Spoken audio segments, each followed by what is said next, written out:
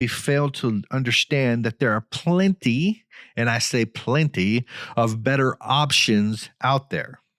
The third thing is this, is that we stay in these cycles because we are not taking responsibility for our lives. You see, extreme responsibility says this. It says that I am the creator of my life. For the most part, and I say for the most part, everything that happens in my life is a direct result of cause and effect. That is, seeds that I plant I begin to nourish them and water them, and they grow, and I begin to flourish like that. A very small percentage of things that take place in our life actually happen to us. And so when we fail to take responsibility, we live in these destructive cycles of, I can't control myself. I can't help it. We begin to make excuses. It's my genes' fault. It's my heritage fault. It's my mommy's fault. It's my daddy's fault. It's my church's fault. It's whatever's fault, right? And we begin to point the finger at everything else. And if we are pointing the finger, then we are not taking responsibility to get out of the cycle. One crazy thing that we can even begin to do if we have religiosity or a spiritual bone in our body, we can point to God and say that He hasn't delivered me yet. That I'm sitting around waiting for God, waiting for a miracle to happen to begin to change. And so we wait on these outside external forces, and we could sit there for decades and years, stuck in our cycles and our excuses, waiting for the divine to deliver us, when the divine is waiting for us to get a clue. The fourth thing that gets us stuck in these cycles is that we do not do what is required to get out. We do not do what is required for a fulfilled life. Somewhere along the way, we forgot it was our responsibility to do that. Thought maybe we put the responsibility on our wife, and we wonder why that we get so angry and we point the finger and blame all the time. It's not her responsibility to give us a fulfilled life. It's our responsibility to get fulfilled, to seek fulfillment within ourselves and within our own lives so we can bring happiness to the relationships that we have. But if we're looking for happiness and fulfillment in somebody else, you're guaranteed that you're not going to find it. You're going to be clingy.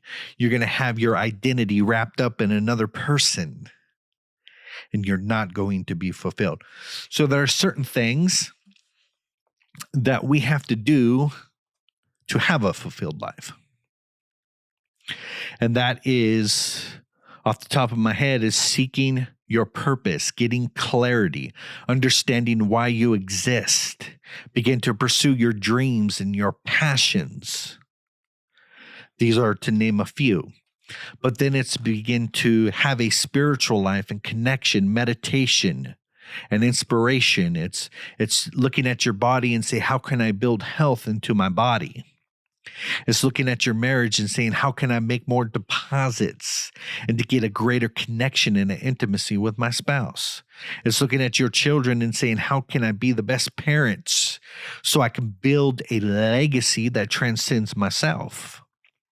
It's looking at your business and say, how can I create something great to create wealth that will sustain my purpose and begin to leave a legacy? You see, if you're not asking these questions, then you are not living a fulfilled life, and you're not doing what is required to actually get it. And so we stay in our excuses and our victim mode and say, how come my life isn't the way that I want it? We look at our lives and they're just depressing, right? And we're wondering why. We're blaming everything else. So to get out of the cycle, you have to begin to do what is required for a fulfilled life.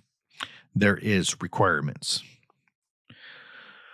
You see, another reason why we get stuck is because we haven't quite attached consequences to behaviors.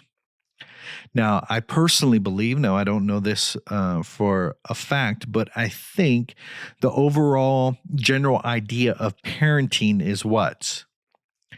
To teach you consequences, is that certain behaviors don't get you the results that you want. And so you do certain behaviors and you experience a little bit of pain. Whether you call that a timeout or whether you call that a knockout is up to your own little parenting paradigm. But it was this training to teach us that certain behaviors get us detrimental results. And see, now we're as men, we're in the real life, right? And we're looking at all these nasty fruit.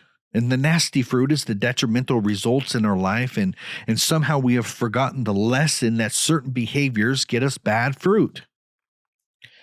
And we're complaining that our life sucks, not understanding that it is the seeds that we have planted.